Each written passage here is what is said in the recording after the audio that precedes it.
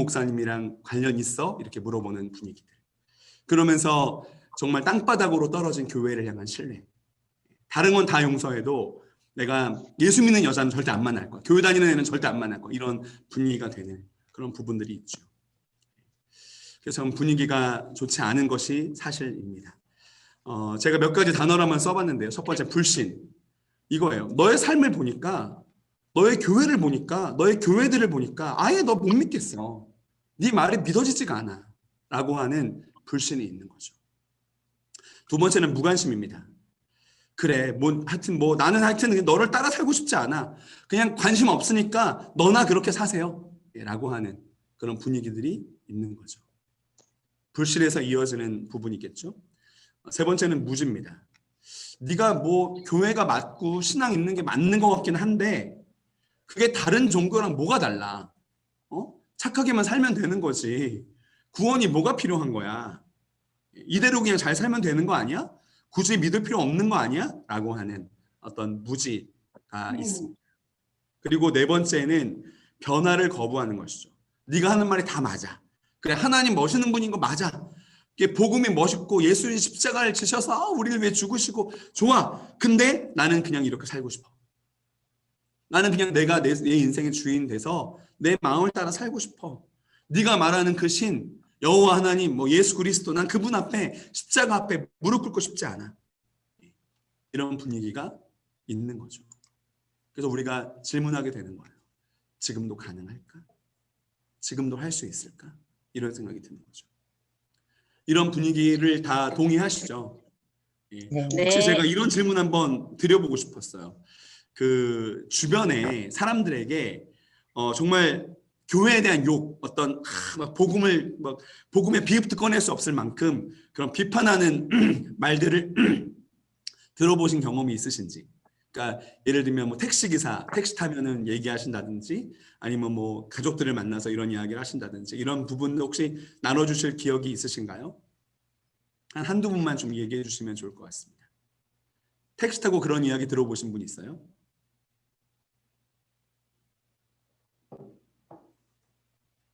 아무도 없으실 줄 예상은 했지만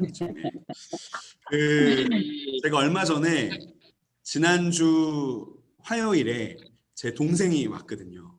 제 친동생이 지금 태국에 살고 있는데 이제 태국 다시 들어가기 전에 와가지고 저 조카들 본다고 왔는데 동생이랑 새벽 2, 3시까지 계속 이제 이 복음에 대해서 한국 교회에 대해서 이야기를 열띤 토론을 했습니다. 막 싸우기도 하고 막 설득도 하고 그랬는데 제 동생이 하는 말이 이 교회 다니는 사람들, 제 동생도 교회 다닙니다. 제 동생도 믿음이 있고 하나님 사랑하는 사람인데 내가 지금 교회 다니고 있지만 이 교회 안에 있는 사람들의 배타성 그리고 세상과 똑같은 이기심, 자기중심성, 정직하지 못함 이런 모습 너무 많이 봤다는 거예요. 직장 생활하면서 사회에서. 그래서 이대로 정말 갈 수 있을까? 정말 고민이 된다. 정말 외로운 사람들, 예를 들면 성소수자들이라든지 죄를 짓고 사는 사람들이라든지 술에 쩌들어 있는 사람들이라든지 그런 사람들이 교회에 발을 들여놓을 수 있을까? 이런 배타성을 갖고 자기 중심을 갖고 있는 사람들에게 교회 가면 더 정죄감이 될 텐데 이게 안 될 것 같다. 이런 이제 이야기를 하는 그런 말을 들었었거든요. 정말 이 땅의 교회가 문제가 있다. 정말 우리가 위기 가운데 있고 복음을 전할 수 있을까? 이런 의문이 든다라는 생각이 듭니다. 그러면 지금 이렇게 전도가 불가능한 것처럼 여겨지는 때이니까 지금은 전도를 좀 쉬고 지금은 전도를 좀 안 하고 지금은 한다면 아주 소극적으로만 하는 것이 맞을까 하는 겁니다. 그게 맞을까요? 아니요. 자, 그 다음 PPT를 보면서 이야기를 나눠보겠습니다. 세 번째입니다. 전도는 분명한 하나님의 명령이라는 거예요. 분명한 명령입니다. 너무나 명백한 명령이죠. 자, 몇 가지를 우리가 볼 수 있는데요. 첫 번째는 예수님께서 이 땅에서 하신 일이 뭐냐? 예수님께서 이 땅에서 하신 일이 바로 전도라는 거예요. 사역을 시작하실 때 마태복음 4장 17절에 보면 이때부터 예수께서 비로소 전파하여 이르시되 회개하라 천국이 가까이 왔느니라. 복음을 전하신, 전도하신 것부터 시작을 하신 거죠. 예수님이 시작하신 일이 그것이고, 마가복음 1장 15절 예수님께서 공생을 시작해서 맨 처음 하신 말씀 무엇이죠? 때가 찼고 하나님의 나라가 가까이 왔으니 회개하고 복음을 믿으라. 이 복음을 전하시고 복음을 믿으라고 하시고 회개하라 하시고 하나님 나라에 가까이 왔다고 선포하신 것이 예수님의 사역의 시작점이었다는 거예요. 마태, 마가만 그러냐? 누가복음도 마찬가지입니다. 누가복음 4장에 보면 예수님께서 사명 선언을 하시잖아요. 이사야의 말씀을 가지고 사명 선언하시는 뭐라 그러냐면 주의 성령이 내게 임하셨으니, 성령이 내게 임하셨어요. 이는 가난한 자에게 복음을 전하게 하시려고 내게 기름을 부으셨다. 그러니까 예수님께서 성령 하나님께 사로잡혀서 이 모든 공생애를 살아가시는 것은 복음을 전하기 위한 것이었다는 거예요. 자, 그래서 내가 일을 하고 있다. 예수님께서 이 삶 공생애를 시작하신 그것이 복음 전도를 위한 것이었다. 이것이 우리에게 명확한 메시지죠. 그리고 예수님의 사역을 정리하는 말씀을 한번 보면 더 명확해집니다. 우리 한번 성경책을 보시고 마태복음 9장으로 한번 가보겠습니다. 마태복음 9장. 이건 중요한 말씀이기 때문에 이거 한번 펼쳐놓고 보시면 좋겠는데요. 마태복음 9장 35절 우리 한번 같이 읽어보겠습니다. 마태복음 5장 35절. 9장이라고. 예, 이 말씀을 우리 신수긴 권사님께서 한번 읽어주시면 좋겠습니다. 마태복음 9장 35절입니다.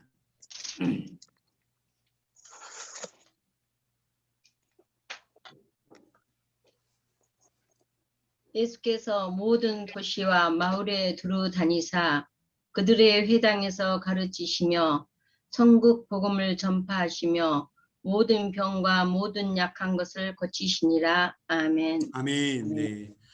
우리가 이제 신대원에서 공부하면서 이 말씀 마태복음 9장 35절을 볼 때 가전고 이렇게 배웠어요. 가전고. 가르치고 전하시고 고치셨다. 이렇게 예수님의 사역을 정리할 수 있다는 것이죠. 가르치고 전하시고 고치신 이것이 이 가전고 가르치고 전하시고 고치신 이 모든 것을 한 단어로 뭐라고 표현할 수 있죠? 그것을 전도라고 표현할 수 있는.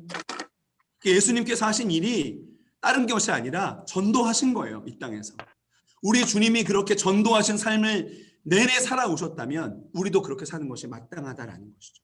그리고 예수님께서 이 사역을 정리하는 것도 마찬가지지만 예수님께서 최후 명령을 뭐라고 하셨습니까?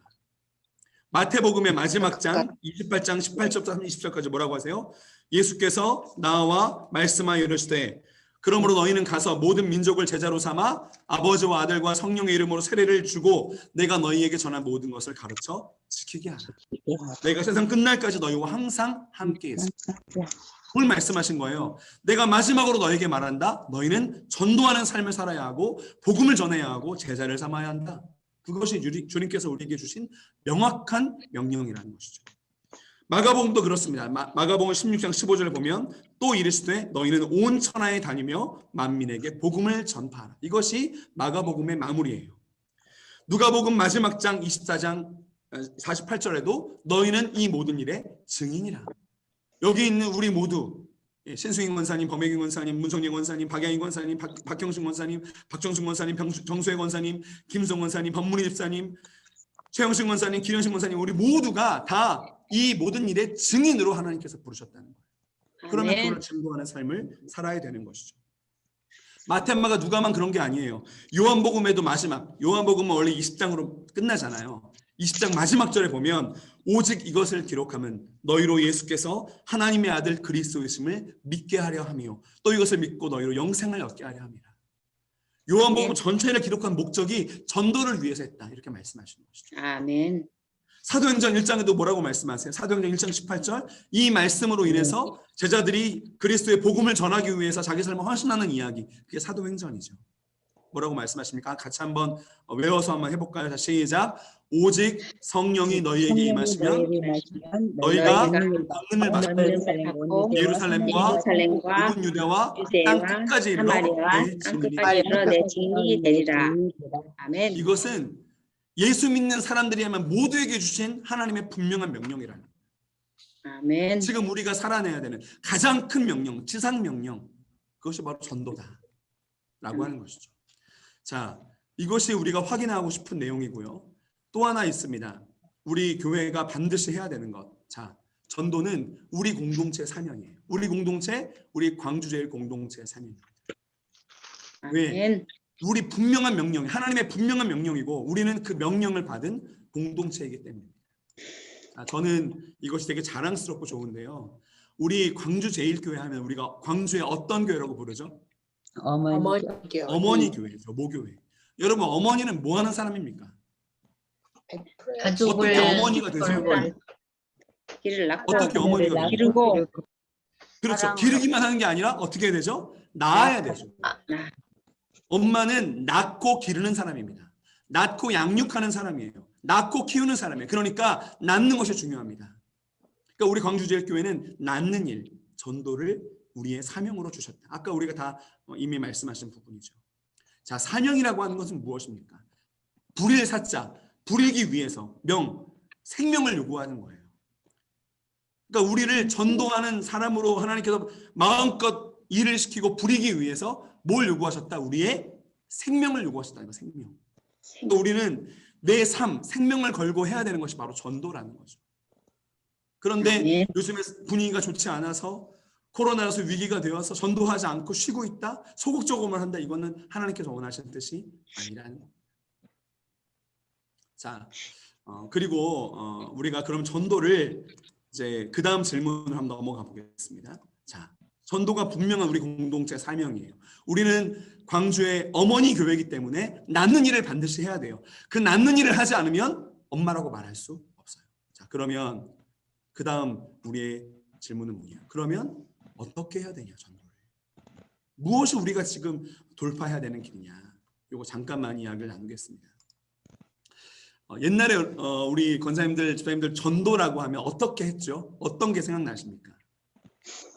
이게 참 전도가 이게 전략적으로 좀 변하는 걸 볼 수 있는데 옛날에는 이 복음의 권위 이게 통했어요. 복음의 권위. 예. 그리고 되게 중요했어요. 예를 들면은 우리가 전도지를 교회에서 만들어서 나눠주면 그 전도지를 보고 복음을 받아들이고 교회에 나오는 사람이 있었어요. 네. 사형리라고 아시죠? 그 사형리 조그만 전도지 하나 가지고 한 10분 정도 이야기를 해도 복음을 받아들이고 영접하는 사람들이 있었습니다. 그게 전도의 아주 중요한 어떤 방법 중에 하나였죠. 이런 거예요. 권위죠, 권위.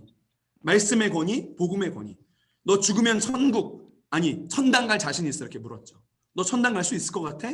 죽으면 천당 갈 수 있어? 너 그러면 지옥 가. 라고 얘기하면서 예수 천국 불신 지옥을 외치면서 전도를 할 때가 있었다는 거죠. 그리고 그것이 통할 때가 있었다는 것이죠. 그런데 이 어떤 권위를 가지고 전도하는 방법에서 좀 시간이 지나고 나서 사람들이 바뀌기 시작했어요. 무조건 어떤 예수 천당 불신 지옥 이걸로 변화되고 전도지를 보고 변화되는 것이 아니라 이제는 합리성을 중요하게 생각하는 거예요. 그 말씀, 그 복음이 말이 되냐? 왜 그러느냐? 내가 나한테 이해가 되느냐? 이게 되게 중요했어요. 그래서 합리적인 거, 논리적인 거를 추구하는 이 전도. 그래서 우리가 한참 했던 것이 복음을 변증하는 것들이었죠. 왜 복음이 복음인지, 하나님 말씀에서 뭐라고 말씀하고 계신지, 왜 우리가 죄인이고 우리가 죽을 수밖에 없고 왜 우리에게 그리스도 십자가가 필요한지 이런 것들을 전도하는. 그래서 복음을 변증하면서 복음을 전하는 시도들이 많이 있었죠. 요즘도 마찬가지입니다. 무조건적으로 막 전도지 나눠준다고 해서 이게 다 되는 것이 아니라 친밀한 논리와 합리성이 있어야 전도의 힘을 가질 수 있는 거죠. 그래서 우리가 이 말씀에 대해서 또 복음에 대해서 명확하게 이해하고 또 그것들을 전할 수 있는 그런 것들을 준비하는 것이 중요하다라고 하는 것이죠. 그렇지만 여러분 요즘에는 어떨까요? 요즘에는 최근에 담임 목사님 몇 번 얘기하셨지만 90년생이 온다라는 책이 있어요. 완전 사람들이 다른 사람들이에요. 이제까지 70년대, 80년대, 90년대 뭐 저희 목사들만 해도 90년대 목사가 오면 완전히 달라지는 내용인 거죠. 자, 그 사람들을 전도하기 위해서 핵심적으로 필요한 복음의 힘이 무엇일까요? 이 전도는 무엇을 정말 집중적으로 가져가야 되느냐? 이 전도의 전략이 이렇게 권위에서 합리성으로 오는데 이제는 뭐가 중요하냐? 이제는 생명이 무엇이냐? 전도의 생명 핵심은 진정성입니다. 이제는 진짜가 아니면 거들떠보질 않은 사람들. 그 사람이 말하는 게 진정성이 없으면 그 어떠한 논리, 그 어떠한 권위, 그 어떠한 합리성에도 거들떠보지도 않는 거죠. 뭐가 중요하다는 겁니까? 진짜 그렇게 살아내는 것. 하나님 나라가 이 땅에 실존하고 있다는 것. 복음, 하나님의 사랑과 구원의 은혜와 공급과 그 모든 것이 실제라고 하는 것을 삶으로 보여주지 않으면 이제는 복음 전도는 불가능하다. 우리가 교회가 신뢰성이 막히는 게 뭐였어요? 진정성이 없기 때문이에요. 하나님의 사랑을 이야기하면서 실제로는 사랑하지 않고 국가를 위해서 하나님께서 부름받았다고 하면서 공적 책임을 하나도 감당하지 않고 겉과 속이 다른 거죠. 말과 행동이 다른 거죠. 이런 진정성이 없는 것으로 인해서 교회의 신뢰가 떨어졌다는 거예요. 그러면 이제는 진정성이 중요하기 때문에 이제까지 전도 전략이었던 어떤 성경과 복음의 권위 그리고 복음에 대한 변증을 통한 합리성 필요 없나? 그렇지 않습니다. 이 세 가지 이 모두가 함께 우리의 복음 전도에 녹아져 와야지만 가능하다는 거죠. 그래서 이 모든 것을 삶으로 녹여내는 일이 지금 전도의 사명을 받은 우리 광주제일 공동체가 걸어가야 되는 길이다라는 거예요. 그래서 성경의 권위도 합리성도 진짜로 살아내는 진정성이 우리에게 필요하다라고 하는 것이죠. 자, 이 정도 우리가 내용을 한번 보면서 그 다음 내용으로 한번 넘어가 보겠습니다. 그러면 전도의 동력은 어디서 나올까? 자, 이미 말씀을 드렸어요. 지금 중요한 거는 무엇인지 우리가 권위와 합리성과 진정성 이 모든 것이 필요한데 지금 가장 핵심은 진정성이다. 그렇다면 이 전도의 동력은 어디에서 나오는 것일까요? 자, 이 세 가지라고 볼 수 있습니다. 내가 지금 믿고 살아가는 내가 지금 예수 믿는 이것이 내가 지금 살아내고 있는 나의 삶이 이 복음이 진짜다라고 하는 거예요. 이 복음을 믿으면 살 수 있다라고 하는 거죠. 지금 죽어가는 저 사람, 지금 예수님 모르고 자기 뜻대로 살아가는 저 사람이 이 복음 가운데 들어오면 진짜 행복을 누리고 살아갈 수 있다라고 하는 이 나의 내면에 있는 진정성이 있어야 되는 거예요. 여러분 이런 거 있잖아요. 예를 들어서 내가 지금 암에 걸렸는데 이 암을 막 고생하다가 어떤 알약을 하나 먹었는데 내가 살았어요. 그 알약이. 내가 암을 보니까 암이 깨끗하게 사라졌어. 그리고 그 약을 우리 가족에게 주었는데 가족이 그걸 먹고 똑같이 암이 나았어요. 그러면 어떻게 해야겠습니까? 만약에 암이 걸린 사람에게 나 어떻게 해야 되겠어요? 그냥 나만 갖고 있으면 될까요? 그 약을 이거를 만약에 암 걸린 사람에게 이 알약을 주지 않는다면 그 사람은 아주 나쁜 사람이죠. 못된 사람이죠. 정말 내 안에 이 예수 그리스도의 복음, 나를 위해 죽으시고 피 흘려주신 이 복음이 나를 살린 것을 내가 정말로 고백하고 그리고 하나님이 나의 삶의 주인 되시고 하나님 뜻대로 살아가는 삶이 그것이 어렵지만 생명으로 인도하는 길임을 분명히 안다면 이렇게 해야 이 복음 안에 살아야만 산다는 것을 내가 정말로 안다면 이 복음을 전하지 않으면 그 사람은 거짓말쟁이죠. 아주 나쁜 사람일 수 있는 거죠. 그래서 내 내면의 진정성, 이 약을 먹으면 살 수 있다라고 하는 것처럼 이 복음 가운데 너도 살 수 있다. 영생을 누릴 수 있다라고 하는 그 진정성이 가장 중요한 것입니다. 자, 그리고 두 번째, 우리 아까 더 같이 이야기했지만 뜨거운 사랑이에요. 여러분, 아까 우리가 함께 보았던 말씀 마태복음 9장 35절이었죠. 자, 예수님께서 가전고 가르치시고 전하시고 고치셨어요. 그 일들을 하셨는데 그렇다면 그 바로 뒤에 절 한번 보겠습니다. 우리 마태복음 9장 36절. 예수님께서 왜 이 공생애를 사역하실 때 이 공생애의 근원이 뭐였을까? 근원적인 힘이 뭐였을까? 자, 우리 35절 아까 신수영 원사님 읽어주셨는데 36절은 우리 박정순 원사님 한번 읽어주시면 좋겠습니다. 36절. 네, 무리를 보시고 불쌍히 여기시니 이는 그들이 목자 없는 양과 같이 고생하며 기진함이라. 예수님께서 그 사람들을 보는데 불쌍한 거예요. 그들이 목자 없는 양같이 어디로 갈지 몰라서 가다가 양은 눈이 시력이 약하잖아요. 그래서 어디 낭떠러지 떨어져 죽을 수도 있고 어떻게 될지 모르는 이 영혼들이 불쌍한 거예요. 왜? 사랑하시기 때문에.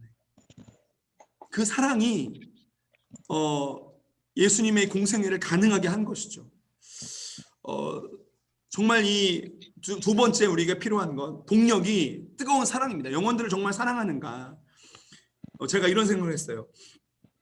이제까지 제가 이제 교회에서 전도라고 했을 때 뭘 했냐면 이런 거 있죠. 연예인들 막 불러 모아가지고 사람들 모아놓고 거기다가 복음을 다 전하고 사람들을 불러 모으기 위해서 그들 찾아가서 선물 전해주고 설득하고 한번 와달라고 부탁하고 막 이런 해서 불러 모으면 사람들이 오면 거기다가 복음을 다 담임 목사님이 선포하시고 사람 결단하고 일어나십시오 해서 교회 나오시겠습니까? 등록합시다 이렇게 해서 하는 그런 어떤 사람들이 정착하게 되고 어떤 그러기 위해서 하나의 과정들을 밟아가고 어떤 그런 모든 그 결단 등록까지의 어떤 과정 이거를 치밀하게 전략을 짜는 이런 것들을 전도라고 이제 생각을 했던 부분이죠.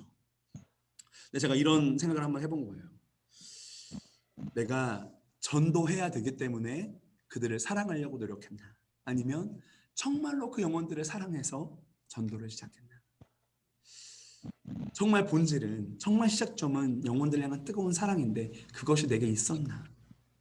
아니면 해야 되기 때문에 했던 것인가? 이런 스스로의 질문을 하게 되더라고요. 그래서 이 사랑의 본질을 잃어버렸던 것은 아닌가 이런 생각이 들고 그래서 우리가 이 뜨거운 사랑을 가지고 그들을 대할 때 이런 얘기하면 저희가 얼마 전에 교육자실에서 이런 얘기 했었거든요. 하나님께서 엑스트라 시간, 엑스트라 돈, 엑스트라 사랑을 드리면서 하는 거를 정말 기뻐하시는구나 이런 생각했어요.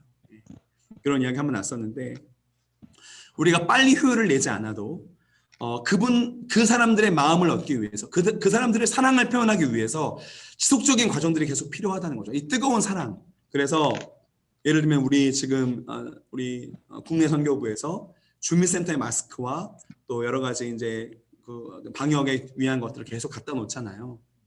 그런 것들이 정말 하나의 사랑을 표현하는 과정인 거죠. 서서히 그들의 마음을 얻어가는 과정. 우리가 정말 이 뜨거운 사랑을 표현하는 그 작은 시도들 하나하나를 열어가야 되지 않나 생각이 듭니다.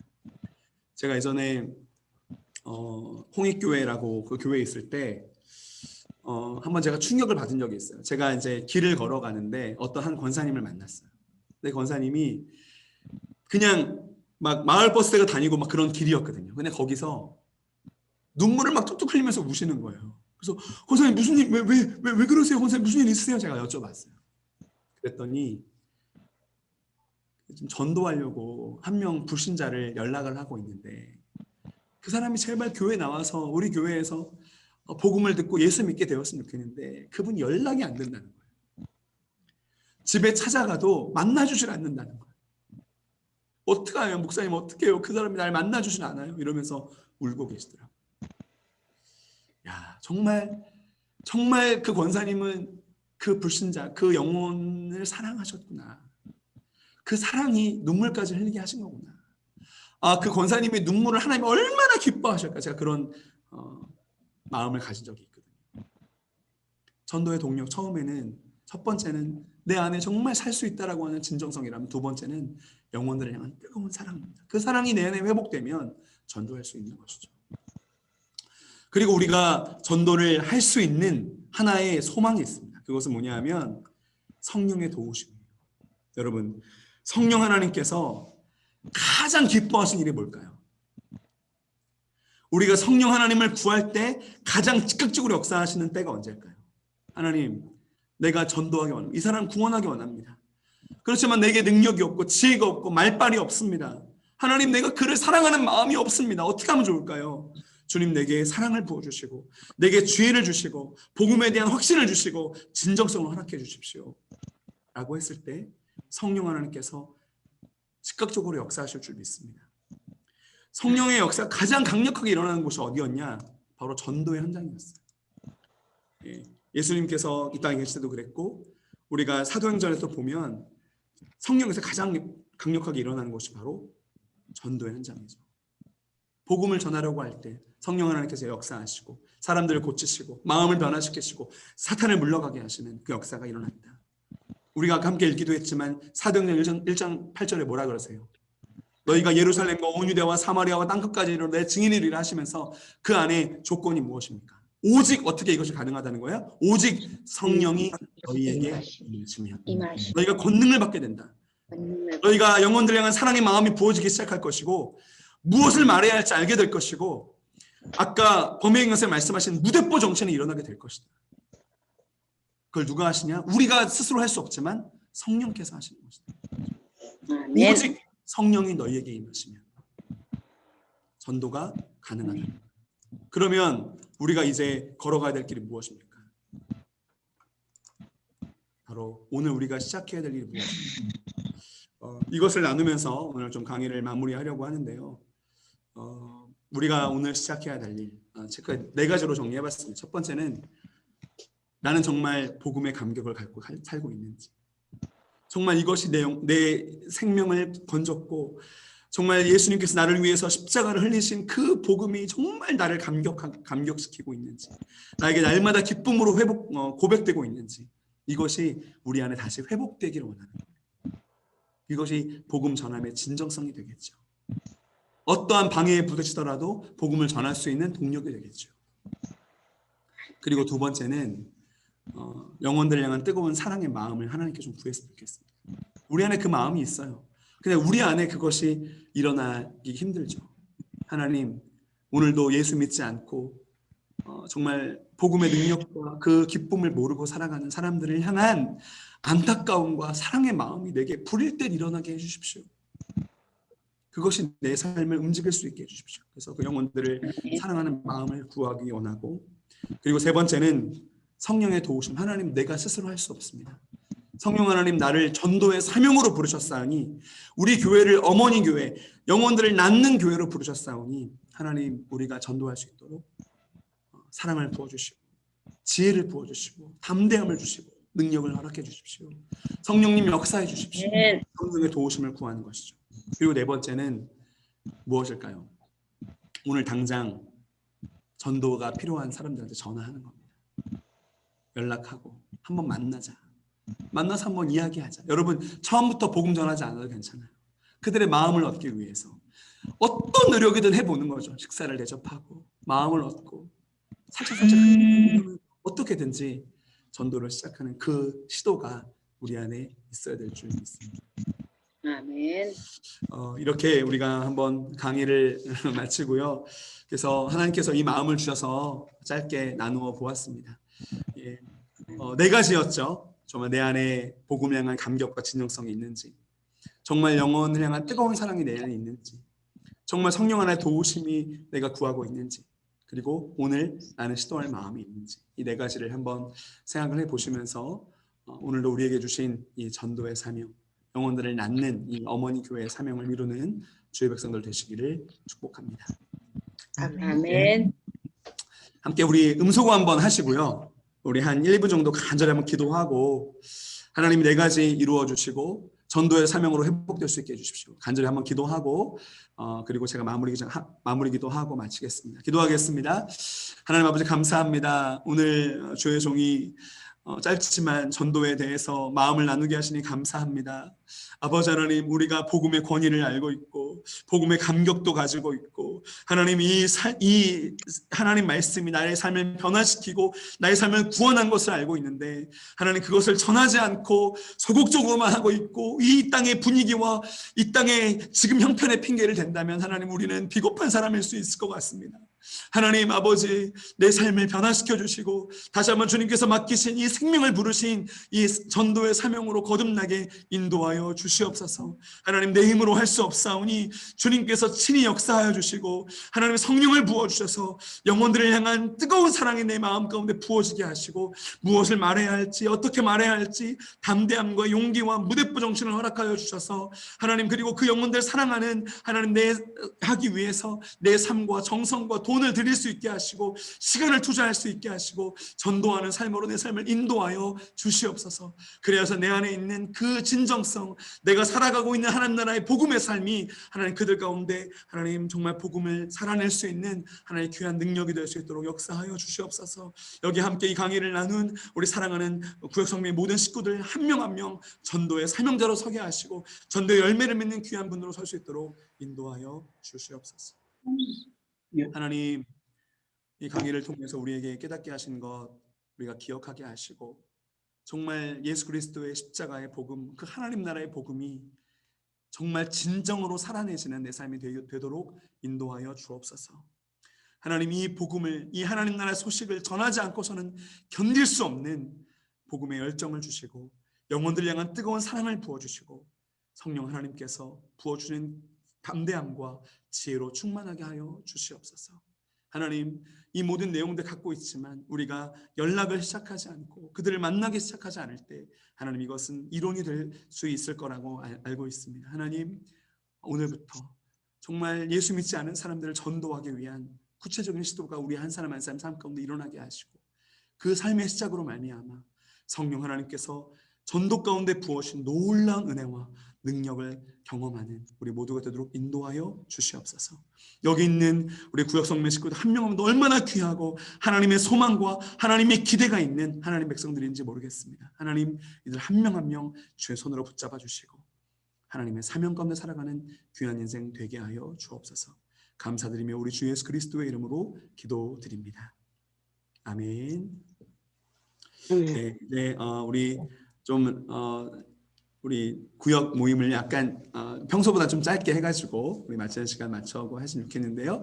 네, 여기서 강의를 마치고 우리 구역별로 이동해서 함께 이야기 나누도록 하겠습니다. 고생하셨습니다. 감사합니다. 감사합니다. 수고하셨습니다.